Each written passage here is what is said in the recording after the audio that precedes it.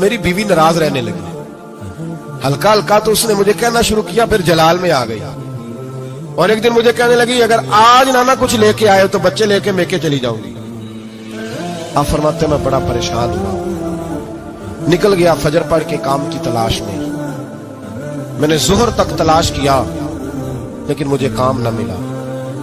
आप फरमाते नहर फुरात के किनारे तपती हुई रेत, बंदों की मजदूरी नहीं मिलती तो आज अल्लाह की न कर ले, आज अल्लाह की मजदूरी न करे।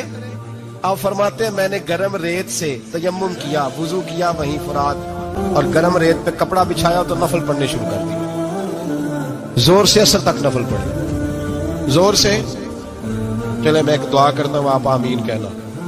अल्लाह करे कि हम मगरब के बाद वाले नफल ही पढ़ने शुरू कर दें। सल्लल्लाहु अलैहि वसल्लम के गुलामों का हाल देखे, इबादत का हाल देखे। फरमाते मैंने कहा आज अल्लाह की मजदूरी कर, जोर से असर तक नफल पढ़े गरम रेत पे। और जब असर हुई ना तो मैंने अपने रुमाल में ना थोड़ी सी रेत बांध ली। घर की दीवारें छोटी छोटी थी। मैंने कहा बीवी ने देखा ना खाली हाथ आया, शोर करेगी हम साहिब भी सुनेंगे।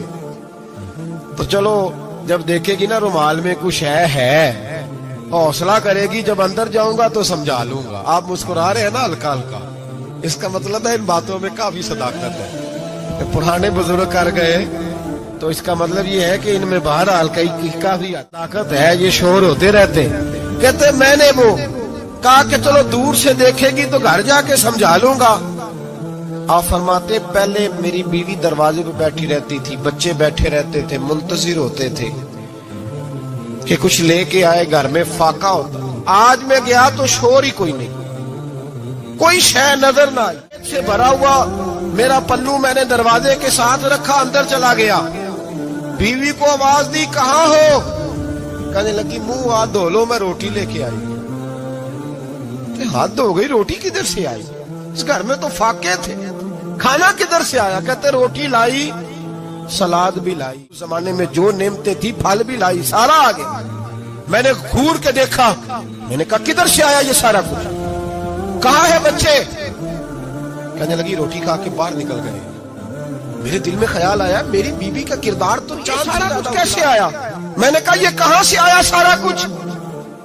तो कहती है मेरी तरफ देख के कहने लगी पता नहीं आज किस करीम की मजदूरी करने चले गए थे, पता नहीं किस करीम की मजदूरी पे चले गए थे।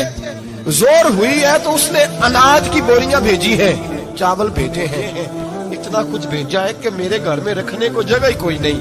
ये कहते कहते उठी और कहने लगी पहले ही बड़ा आया था, अब और क्या लाए हो? आप फरमाते मैं सख्ते में था, उसने जाके मेरा रुमाल जो खोला, मैं रेत लाया था, रब करीम ने हीरे बना दिए, वो हीरे बन गए। आप फरमाते कहने लगी किस करीम की मजदूरी पे गए थे? फरमाते मैं उठा और कच्ची जमीन पे सर सजदे में रखा।